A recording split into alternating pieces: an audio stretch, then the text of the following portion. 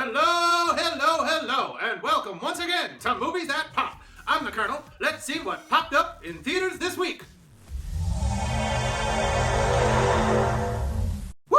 Okay, this is exciting. Star Trek Beyond is the perfect answer to criticisms about the previous Trek film, Into Darkness. With its literally dark color palette, its super serious and heavy-handed melodrama, its cribbing from the Wrath of Khan, and now, here we go with one rip-roaring, easy-to-follow, wild and colorful adventure that basically feels like a supercharged episode of the classic television series. A group of explorers stranded on an alien planet, facing off against a compelling villain and using fantastical technology in entertaining ways. We see alien creatures both cute and fantastically ugly, crafted in amazing detail, and behold worlds that delight our imaginations. And we're guided on this journey by a diverse cast of beloved characters that, above all, value knowledge and understanding above power.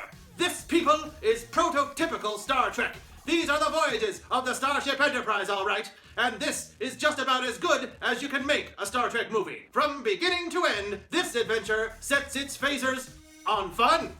That's it for the Capsule review. Let's get in depth. Now, we're not going to get into all the various missteps of Star Trek Into Darkness here, because you know what? I'm in such a great mood. Let's let bygones be bygones. But I want to start with the fact that this film, directed by franchise newcomer Justin Lin, sets itself apart right away in the bold use of primary colors. And yes, way less lens flares. In fact, the whole film is a visual treat.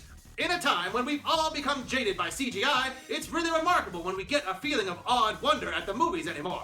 And just wait till you see the newest Federation space station called Yorktown, which is sort of a cross between Elysium and Tomorrowland by way of Inception.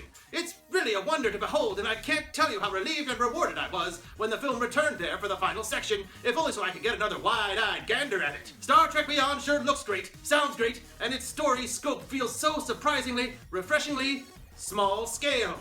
I really do mean it when I say it feels like an episode of the show. The crew gets a distress call, answers the call, then gets attacked in a stunning sequence, destroying the Enterprise and stranding the crew either in various parts of a far-flung planet or held prisoner aboard the villain's ship. Helping them out is newcomer Jayla, played by Sofia Boutella. She's a lot of fun and she really kicks butt, which should be no surprise to anyone who saw her breakout role in Kingsman: The Secret Service last year. That new bad guy is played by Idris Elba, who seems during the majority of the movie to be rather generic villain until some developments in the final act cast some interesting shades of light on his character and make him very compelling, just in time for this super sweet mid-air warped gravity fight between himself and Kirk and... Alright, hold on, I'm getting ahead of myself here. I wanted to talk about how great the core cast is here, playing some really fun dynamics that we haven't really seen explored cinematically, like Bones' relationship to Spock, or what it's like breaking up with a Vulcan, and how bittersweet it is to see Anton Yelchin, who was just recently passed away due to a tragic accident, or how the film deals with the death of Leonard Nimoy, both in real life and his Spock character in the universe of the movie. There's one moment with a group photograph that had an audience of fans reaching for their tissues and applauding in equal measure.